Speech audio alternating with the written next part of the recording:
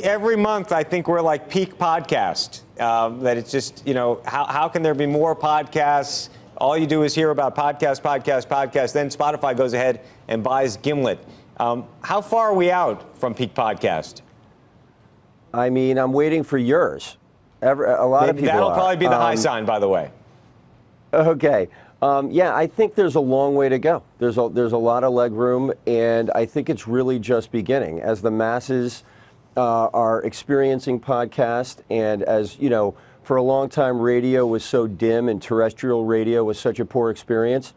Now anyone can make a podcast. It can be personality driven. There's comedy, there's drama, there's crime. Anyone can make one, but I think it's also a nice intimate experience and an escape from the madness of all the thousands of TV shows and social media. It's an intimate kind of experience, and I think it has a lot of run room. In terms, though, of there's a couple of different kind of podcasts. There's anybody can get a microphone and do an interview and talk to each other, but increasingly these are expensively produced productions, right? And so the question is, how many of those can ultimately be supported? I mean, they can be expensively produced productions, but they're really from people's imaginations. And yes, they might be scripted, but a lot of them are personality driven. A lot of the most successful ones, from Bill Simmons to Gwyneth Paltrow to Mark Maron to you name it, are people who are using the power of their platform. I mean, at its core, Howard Stern's a podcast.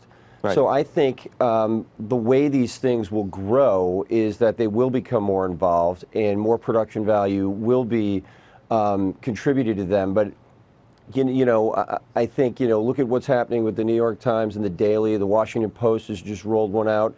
I think where you have an audience and where you have a segment, a demographic, set, I think they're, right.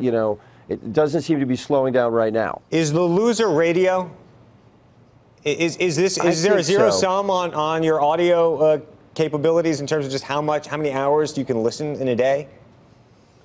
I mean, I think radio is kind of the loser. I think it becomes this personal experience, and just like our news and just like our sports and just like our politics, we don't watch broadly, we watch our stuff, and I think that the experience, kind of spoken word at least in podcast, is going to more and more, give us more choices. And I think that, terrestrial radio, think about it. I mean, people still have it as wallpaper in their car, but now it really, to me, it's the podcast. To me, whether I'm on my bike or on my phone or, commuting, I think that's absorbing more and more of my time. And I also use it, and I think we adapt a lot of them as TV shows. You find it, you use it as an escape, and it becomes an addiction. And how many of these companies ultimately you think just get acquired, or do you think, is there any one player you look at that you could see, we could be sitting here at the NASDAQ, could be a publicly traded podcast company eventually? I don't know if it's that way yet, but I think there are a lot of players, and, Gimlet's acquisition by Spotify was a smart move, I think, by them. Spotify's been getting into podcasts for about a year and a half now. I think what we'll see, I don't think there is a company yet, but I think there will be a big audio-led, there is an audio-led revolution, and I think we'll see it.